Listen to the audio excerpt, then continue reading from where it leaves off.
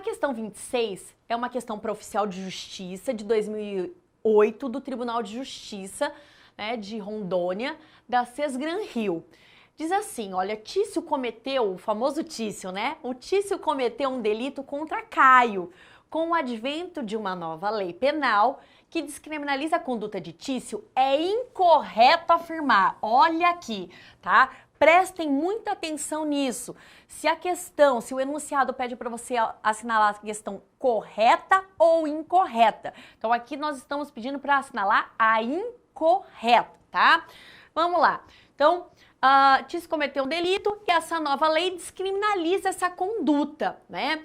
Fernanda, como é o nome desse instituto em que há a descriminalização de uma conduta? Ele é chamado de abolitians criminis, a abolição do crime. Fernanda, já aconteceu isso no nosso ordenamento jurídico? Me dá um exemplo o crime de adultério.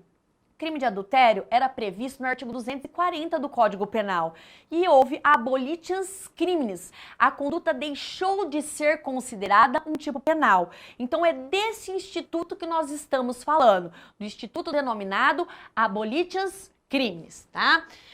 Olha lá, o artigo 2º do Código Penal, no seu caput, ele trata da situação de abolitians criminis especificamente.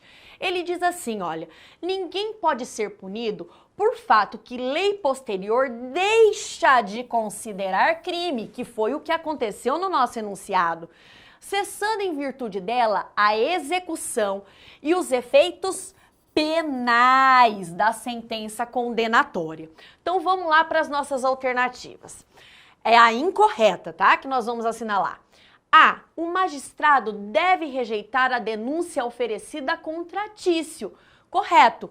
Então, se eu tiver nessa fase de oferecimento da denúncia, uma vez recebida a denúncia, havendo abolitians criminis, o juiz vai rejeitar essa denúncia, não dá nem início ao processo, tá? B. Caio, que é a vítima, não pode mais receber indenização de Tício na esfera civil. Eis que o fato não é mais considerado delituoso. Vamos lá.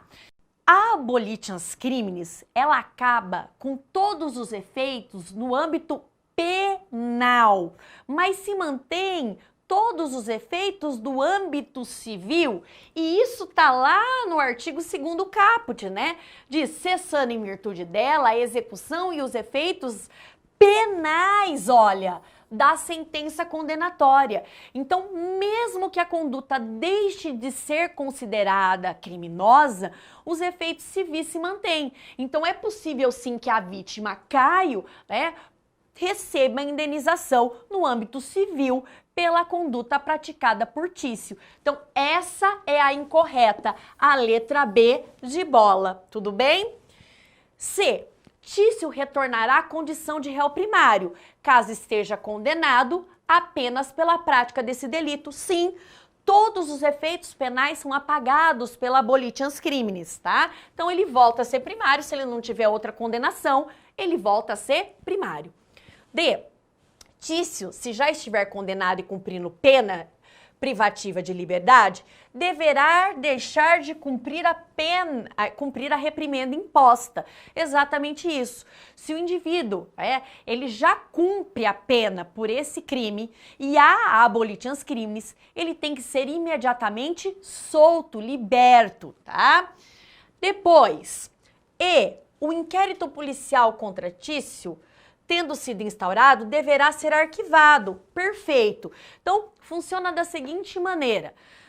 Houve abolitians criminis. Se o indivíduo ainda está em fase de investigação, em fase de inquérito policial, esse inquérito tem que ser arquivado, tá? Se já está na fase processual, o processo tem que ser também arquivado. Se o indivíduo já está cumprindo a sanção penal, já está na fase de execução da sanção penal, ele tem que ser liberto, ele tem que ser solto. Sempre persistindo os efeitos no âmbito civil. É possível sim uma indenização, ok?